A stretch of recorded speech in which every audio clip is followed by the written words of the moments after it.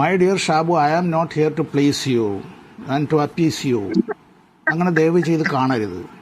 ഞാൻ flash back വല്ലാത്ത വാശിയിലും ആവേശത്തിലും ഒക്കെയാണ് BJP സംരക്ഷിക്കുന്നതിന് വേണ്ടിയും അതിൻ്റെ നേതാക്കളുടെ നിലപാടുകളെയെല്ലാം അങ്ങനെ സംരക്ഷിക്കുന്നതിന് നമ്മുടെ സുഹൃത്ത് ശ്രീ ഷാബു പ്രസാദ് വല്ലാതെ ഈ രാജ്യത്തിന്റെ രക്ഷയും ഈ രാജ്യത്തിന്റെ അഖണ്ഡതയുമാണ്. അവിടെ കുറച്ച് ഈ പറഞ്ഞതുപോലെ കാര്യങ്ങളൊക്കെ ഉണ്ടാകും. അത് നിങ്ങൾക്കില്ലാതെ പോയെന്താന്നുള്ളത് എനിക്കറിയില്ല. ഷാബുവിന്റെ ധാരണ അദ്ദേഹം മാത്രമാണ് ഭാരതീയനെന്നാണ്.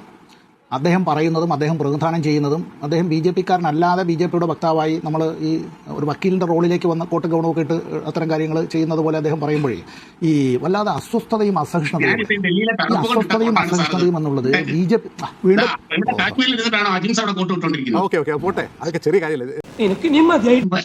സമ്പത്തിനോട് ഒരു മറുപടി പറഞ്ഞോട്ടെ. അദ്ദേഹം പണ്ട് 10-50-60 വർഷമുള്ള കാര്യമാണ് പറഞ്ഞത്. 1957 കേരളത്തിലെ ഒരു മുഖ്യമന്ത്രി ഉണ്ടായിരുന്നു. തെരഞ്ഞെടുക്കപ്പെട്ട ലോകത്തിലാദ്യമായി ബാലറ്റിലൂടെ തെരഞ്ഞെടുക്കപ്പെട്ട ആദ്യത്തെ കമ്മ്യൂണിസ്റ്റ് മുഖ്യമന്ത്രിയായിരുന്ന EMS തന്റെ മകളുടെ കയ്യിൽ ഒരു കത്ത് കൊടുത്തു വിട്ട കഥ ഞാൻ ഒരുപാട് പേര് അഭിമാനത്തോടെ പറയുന്നുണ്ട്.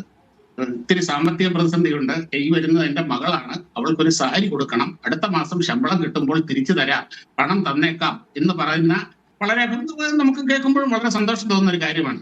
അങ്ങനെയും ഒരു മുഖ്യമന്ത്രി കേരളത്തിലുണ്ടായിരുന്നു. ഇന്നും മകൾക്ക് വേണ്ടി ജീവിക്കുന്ന ഒരു മുഖ്യമന്ത്രി കേരളത്തിലുണ്ട്. അതും കൂടെ ഞാനൊന്ന് ഓർമ്മിപ്പിച്ചേക്കുകയാണ്. കാലം മാറുന്നതല്ലേ, അപ്പൊ അത് സ്വാഭാവികമായിട്ടുണ്ടാകുന്ന കാര്യമായിരിക്കും.